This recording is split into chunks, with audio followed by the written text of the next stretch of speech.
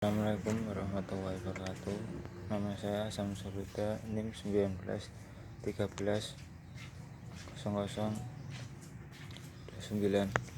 Saya akan menjelaskan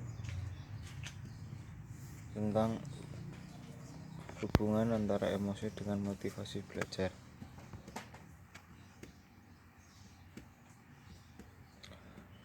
Latar belakang masalah ini dalam proposal ini yaitu kewajiban seorang siswa yang utama tentunya adalah belajar.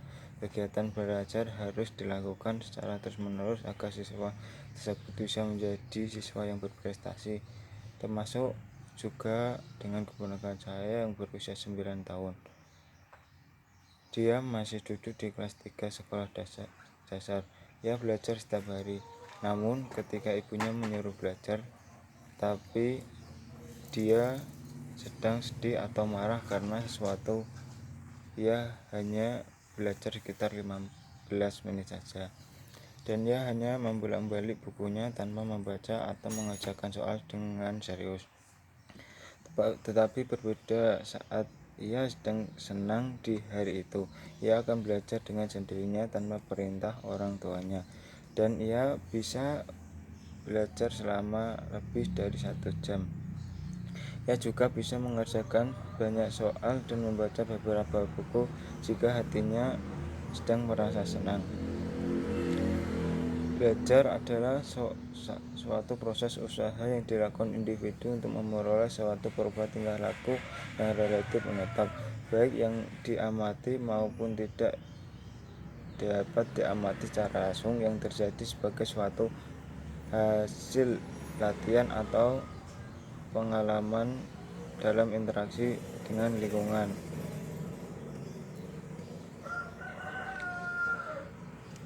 Sedangkan faktor-faktor yang mempengaruhi belajar yaitu yang pertama, faktor yang berasal dari individu atau eksternal. Faktor non sosial contohnya keadaan udara, suhu udara, cuaca, waktu, tempat, alat untuk belajar, dan lain-lain. Faktor sosial adalah faktor sesama manusia, baik manusia itu ada, hadir, maupun kehadirannya itu tidak disimpulkan, jadi tidak langsung hadir. Contohnya kehadiran orang lain tiba-tiba datang saat sedang belajar. Banyak orang yang berbicara dengan keras saat belajar. Beberapa orang hilir mudik di depan kita saat belajar. Suara lagu yang kemudian terdengar saat kita belajar. Yang kedua, faktor berasal dari individu atau internal.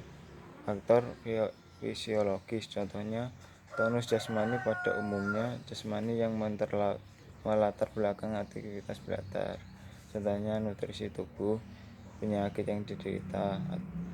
Kedua, faktor psikologis yaitu hal-hal yang mendorong terjadinya proses belajar itu sendiri, contohnya adanya sifat ingin tahu dan ingin menyelidiki yang lebih luas, adanya sifat kreatif yang ada pada manusia, dan keinginan untuk maju. Rumusan masalahnya yaitu bagaimana hubungan antara emosi dengan motivasi belajar. Landasan teori. Yang pertama, emosi.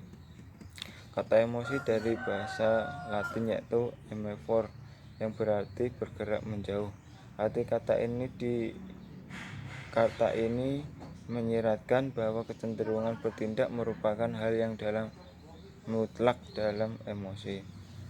Sedangkan menurut Daniel Goleman, emosi merujuk pada suatu perasaan yang pikirannya khas, suatu keadaan biologis dan psikologis, dan serangkaian kecenderungan untuk bertindak. Emosi pada dasarnya adalah dorongan untuk bertindak. Sebenarnya macam-macam emosi. Ada beberapa tokoh mendefinisikan emosi terbagi atas fear, ketakutan, red, kemarahan, love, dan cinta. Itu menurut J. Waston.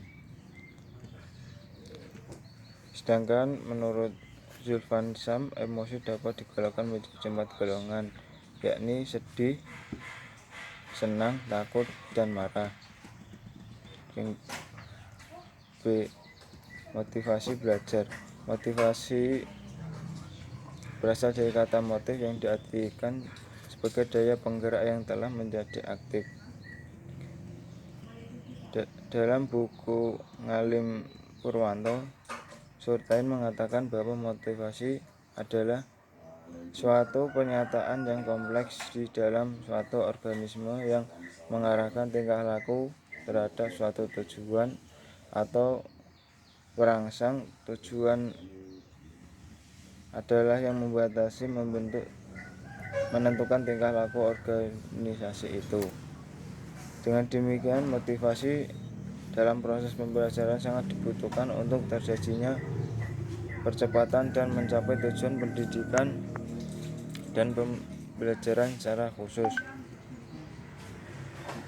Jenis-jenis motivasi belajar.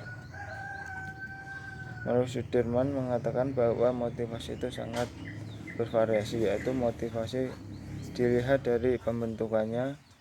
2. Motivasi menurut pembagian dan Woodward dan Marquis dalam Sudirman motif atau kebutuhan organisasinya, kebutuhan minum, makan, bernafas, seksual, dan lain-lain.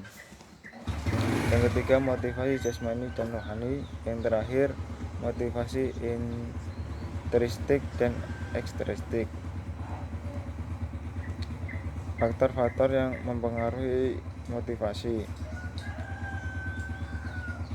Menurut Dimyati dan Mujiono mengemukakan bahwa ada 5 faktor yang mempengaruhi motivasi belajar, antara lain cita-cita atau aspirasi siswa, 2. Kemampuan siswa, 3. Kondisi siswa dan lingkungan, 4. Unsur-unsur dinamis dalam belajar, yang terakhir upaya guru dalam membelajarkan siswa. Hubungan emosi dengan motivasi belajar.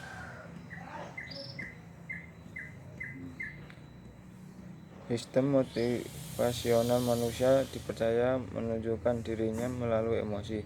Pada saat sebuah emosi muncul, itulah tanda bahwa motivasi tentu menjadi aktif pada saat yang menunjukkan aktivitas terhadap makanan itu. Jika makanan itu berbau dan berbelatung, mungkin mereka rasa jijik sehingga kita tidak mau memakannya.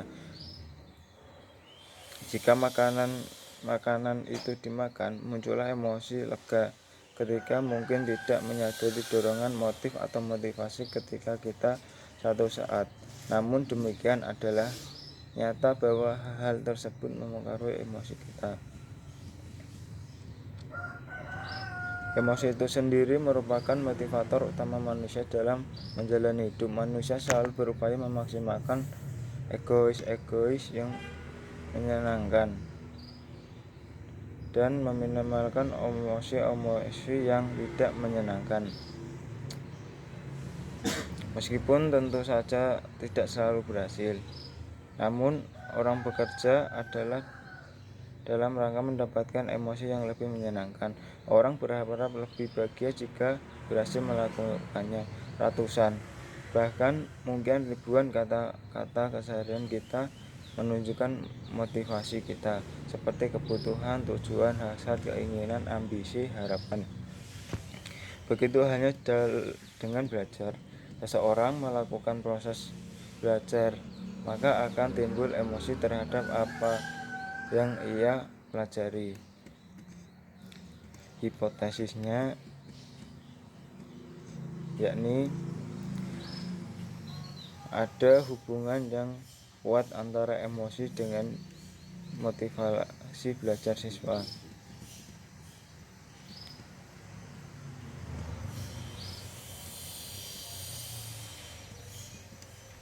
Subjek penelitian populasi mengambil dari siswa MI di Kelurahan Suwon, Tengaran, Semarang. Sampel diambil dari objek yang digunakan sebagai sumber data. Sampel MI kelas 3 dan 4 di MI Seru 4 dengan jumlah sampel 120 siswa. Setiap kelas hanya diambil 40 siswa.